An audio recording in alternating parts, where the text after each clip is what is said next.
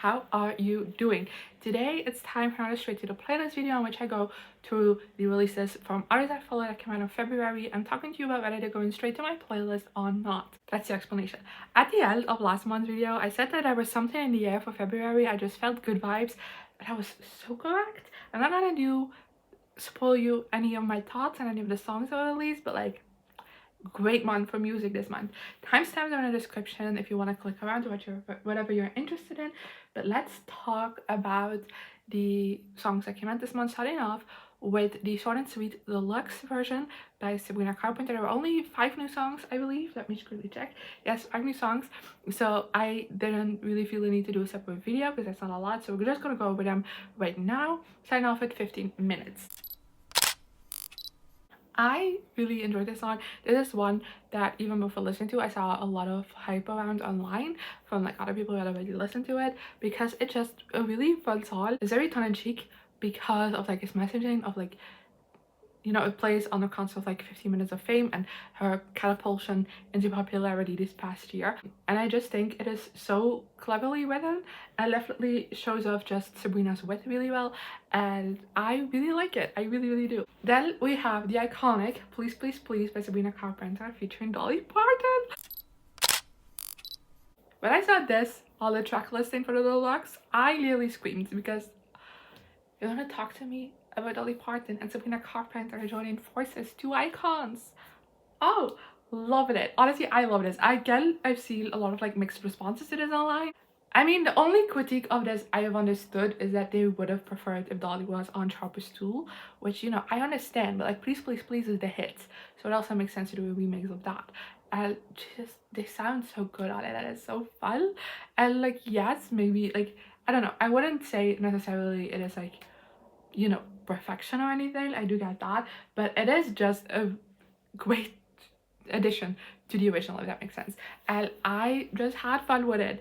And you know, in my notes I literally wrote let the haters hate, because I'm having a good time and that's all that matters. Now we have Gonna Make It Any Harder. Y'all, when I say I cried, I nearly mean it. I didn't actually cry, but it hit so hard.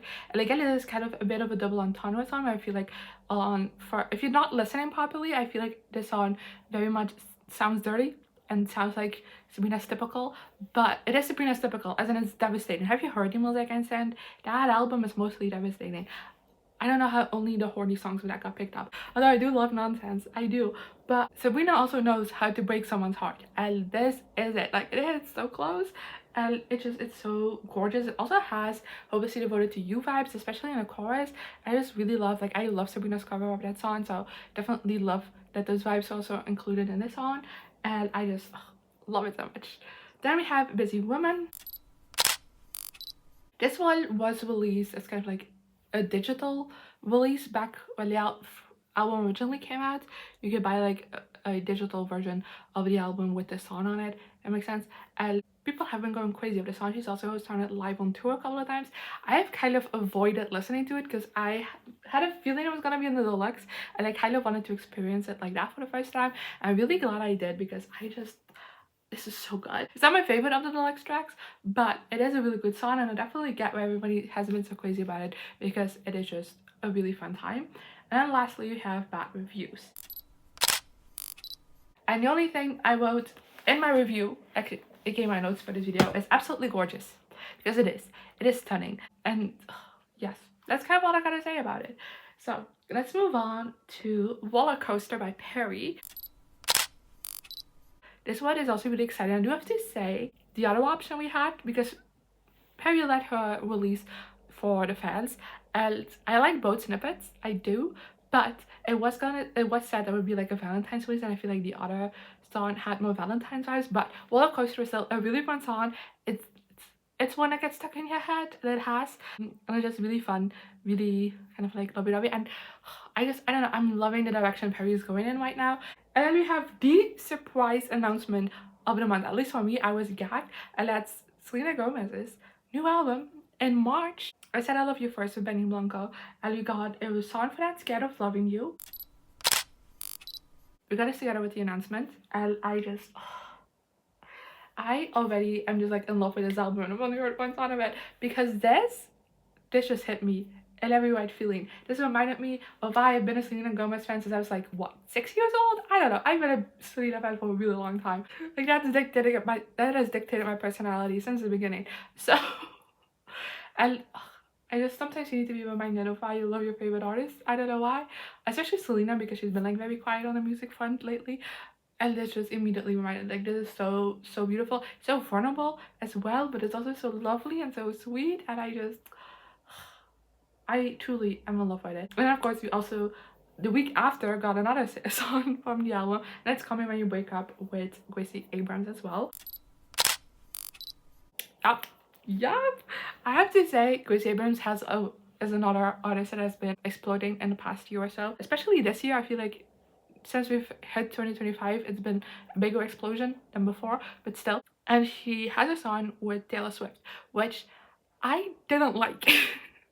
So that made me hesitant to check out the rest of Gracie's work, because I was like, this is like my little first idea of it. I don't know, I don't like it, so I don't know if like I would like the rest. But having heard this song, I might reconsider my thoughts on checking out Gracie. Let me know in the comments what you think I should do, because Coming When You Break Up was such a banger. I had so much fun listening to it. My only complaint is that it is a bit short. That's, by the way, the same for like both of these songs. Scared of Loving You, I feel like it works for that, but for this I felt like I could have used like a bridge, or like just maybe like the chorus, another repeat of it, because it just felt a tiny bit short. But for the rest, I feel like the collaboration makes sense, the voices work together really well, it's a bop, it's a fun time. I don't know what else to say. Then we have Naar, Circus by Samson and Perrie. This is another kind of like new version of an old Samson and Gert song. This makes sense because their current like shows are circus themed, so it makes sense to redo this song because it's a circus song. I don't know, I don't really have too much to say about it. I think the song overall is just one that is not, it's like it's one that is like very well known, but also like not well known, if that makes sense. So it's fun to see that being put into like a new jacket, and I feel like I like it, but I don't know, it's fine. It's also like not one of my favorites, so yeah, there we go. And then lastly, for this month already, we have Too Much by Dove Cameron. She's back and she hit it out of the park immediately. Like, Too Much was so good. Like, I don't know, this is another one that's just been stuck in my head over the past couple of weeks. Not past, like, over the past couple of days since it's been out, and it's so good, and it's getting me hyped for whatever's to come next, because Dove has said that this is the first single of her second album, and we've been waiting for a really long time for, because it has been like pushed back a bit, even though we never officially had a release date, but like we know she's been working on it longer than she initially planned. But this song was fantastic, and it's badass. It's very in line with Dove's like first album, also growing a little. I don't know, I'm very excited to see the direction that's gonna take us on, and yeah, love it. I also, now that we've reached the end of the video, realized I have not said it for any song in this video, but all of them are going straight to the place, and I feel like this is the first time this ever happened. So I have prediction skills. I knew something was in the air for February. Let me also say, March is looking great. I know of no music releases in March besides Selena's album, and truly, that's all I care about. That, of course, is getting its own video, so stay tuned for that in the month of March. And yeah, let me know in the comments of any of these songs, what you thought of them, as well as your favorite song that was released in February, and hopefully I'll see you next time. Here I am again, the same old situation. Why does the God thing have to be so complicated? I should have played it cool instead.